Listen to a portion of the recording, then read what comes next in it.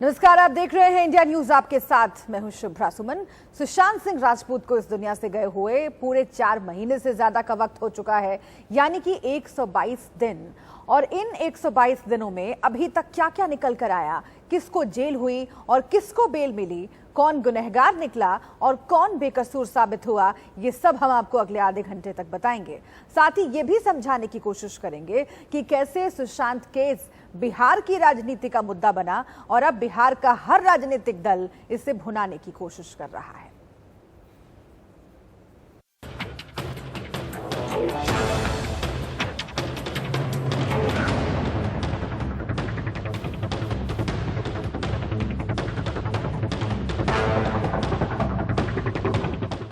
Sushant case के 4 महीने पूरे, इंसाफ अभी भी अधूरा।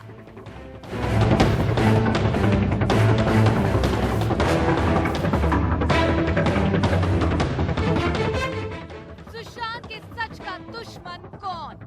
सीबीआई अभी तक क्यों है मौन?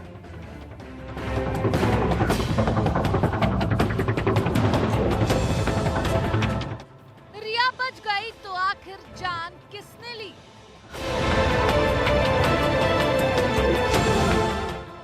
मर्डर के 4 महीने बाद भी सुशांत का कातिल कहां है?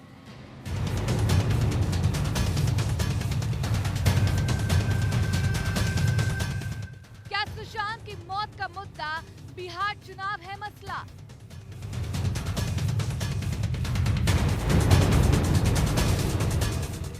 सुशांत की मौत से किसका फायदा, किसका नुकसान?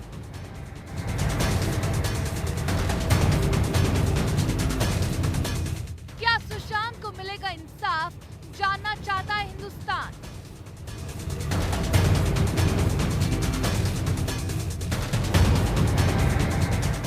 सुशांत के इंसाफ की लड़ाई 4 महीने में कहां तक आई?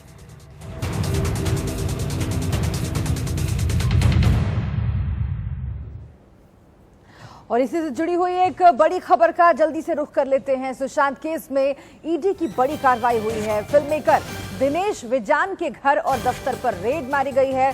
दिनेश के साथ सुशांत ने फिल्म राब्ता में काम किया था और राब्ता की पेमेंट को लेकर ये जांच पड़ताल चल रही है। तो इस वक्त की बड़ी खबर आपको बता रहे हैं। सुशांत केस में लगातार इन्वेस्टिगेशन आगे बढ़ी, लेकिन अब कुछ दिन से पूरा मामला ठंडा पड़ा हुआ है। इन सब के बीच बड़ी खबर ये कि फिल्ममेकर दिनेश विजान के घर पर छापा पड़ा है और खासतौर से फिल्म राब्ता को लेकर जो पेमेंट हुई थी सुशांत को, उस सिलसिले में ये रेड पड़ी है।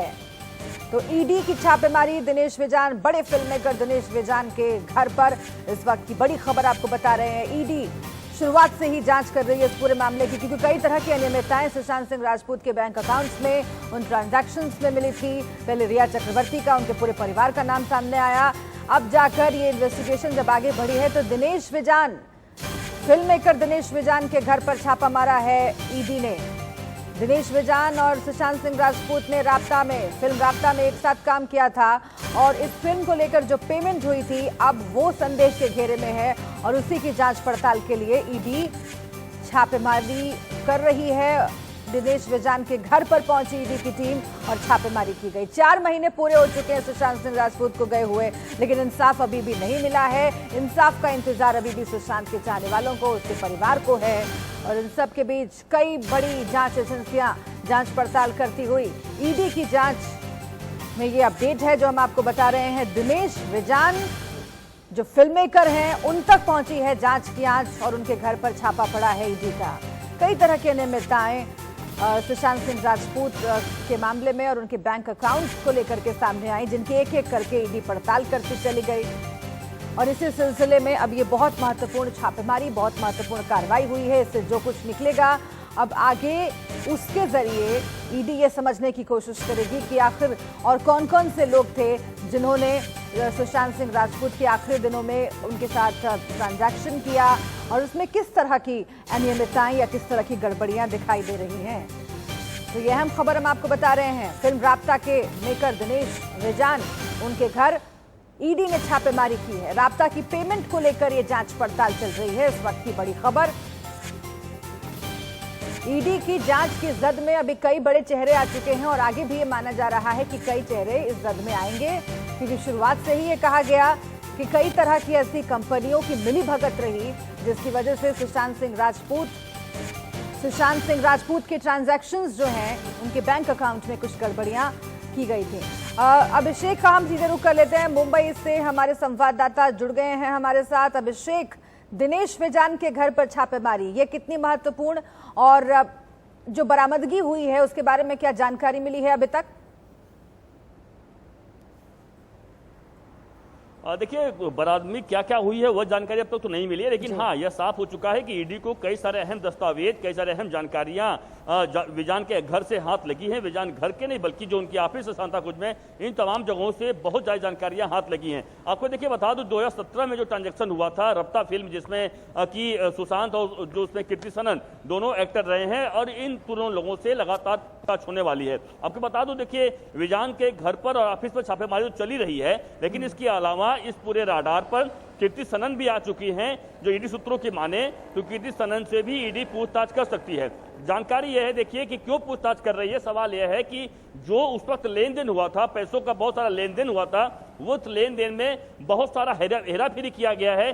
पैसों का जो बड़ा आरोप लग रहा था, जो सुशांत के परिवार ने लगाया था, किसके रिया ने तमाम किस लगाया हुआ है, तो कहीं न कहीं पैसों का जो लेन देन था, किस तरीके से तमाम एंगल पर हर जगह सुई घूम रही है।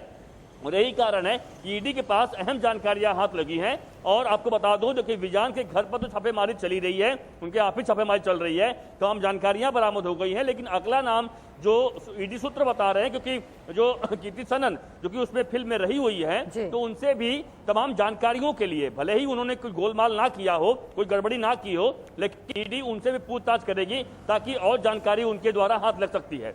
जी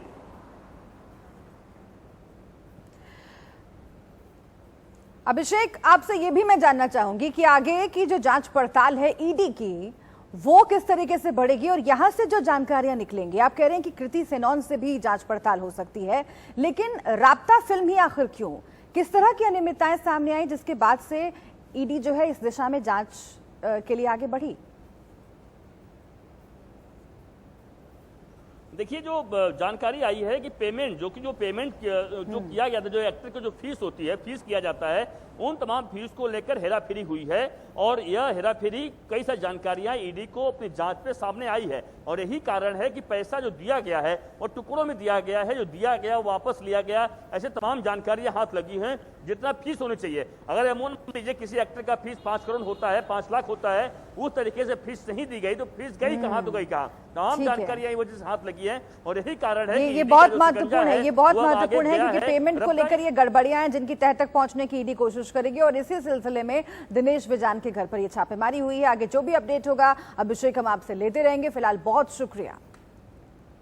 और इस बीच आपको एक रिपोर्ट दिखाते हैं। सुशांत सिंह राजपूत की मौत तब मुद्दा बनी जब बिहार के अलग अलग राजनीतिक दलों ने सुशांत को इंसाफ दिलाने का बीड़ा उठाया, और बस फिर क्या, पटना में एफआईआर दर्ज हुई और केस ने देखते देखते पॉलिटिकल रंग ओढ़ लिया। इसका फायदा यह हुआ कि सुशांत की मौत का रहस्य तो नहीं सुलझ पाया, लेकिन राजनीतिक रोटियां जरूर सेकी गईं, ऐसा कहना है अभिनेता शेखर सुमन का। और अब इस बात को सभी लोग मान रहे हैं। बीजेपी सांसद सुब्रमण्यम स्वामी ने भी सुशांत की मौत पर आई एम्स की रिपोर्ट पर सवाल खड़ा किया है और सुशांत की मौत को आत्महत्या नहीं बल्कि हत्या बताया है। देखिए रिपोर्ट।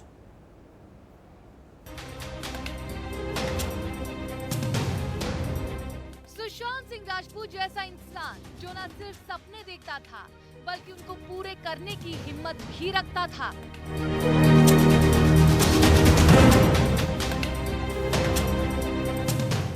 जिसका काम था एक्टिंग, लेकिन क्वांटम फिजिक्स का स्टूडेंट था। वो टेलीस्कोप लिए घंटों तारों को निहारता था और इस दुनिया से उस दुनिया के तार को जोड़ने का काम करता था।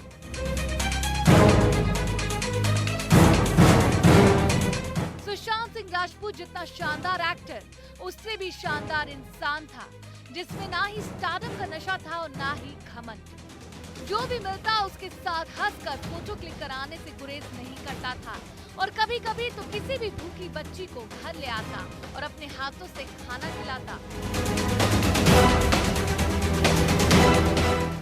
सुशांत की ऐसी न जाने कितनी यादें हैं जो उनके जाने के बाद याद आ रही हैं, और उनके चाहने वालों को ये सोचने पर मजबूर कर रही है कि क्या सुशांत जैसा एक इंसान फांसी लगा सकता है।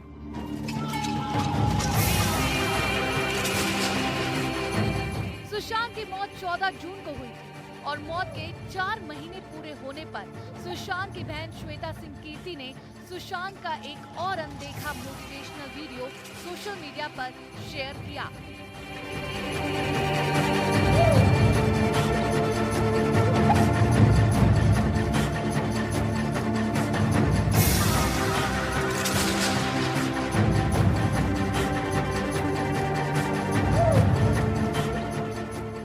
सुशांत का ये वीडियो इंस्पिरेशनल वीडियो है।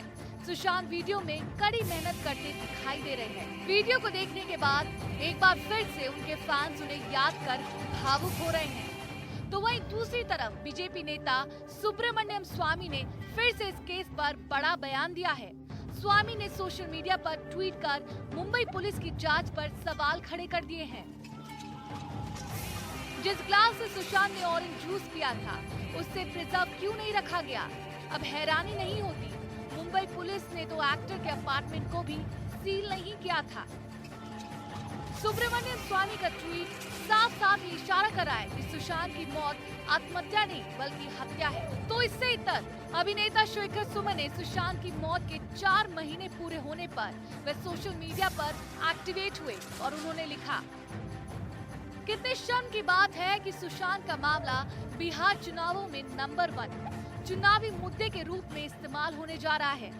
बहुत पहले से ही ये भविष्यवाणी की जा रही थी कि उनकी मृत्यु को चुनाव तक जीवित रखा जा सकता है और अब देखना है कि चुनाव के बाद ये कैसे पूरी तरह से गायब हो जाएगा। एक और ट्वीट में शेखर सुमन ने लिखा, अभी सुशांत की चर्चा अचानक हर न्यूज चैनल से गायब क्यों हो गई? हम एक जवाब मांगते हैं।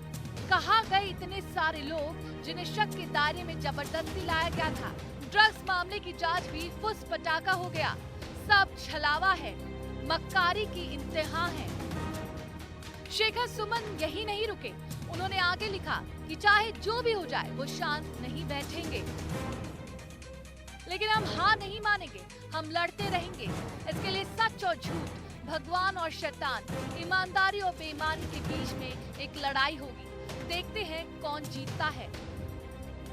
सवाल तो बहुत है लेकिन फिलहाल अभी जवाब किसी के पास नहीं है। ना ही कोई ये जानता है कि सुशांत की मौत कैसे हुई, क्योंकि सबूत कुछ और कहते हैं और रिपोर्ट कुछ और सुशांत के परिवार के साथ साथ उनके चाहने वालों को डर इसी बात का है कि कहीं सुशांत की मौत एक पहेली ही बनकर ना रह जाए जैसा इससे पहले हुआ। निष्ठा के साथ वर्षा राय, इंडिया न्यूज।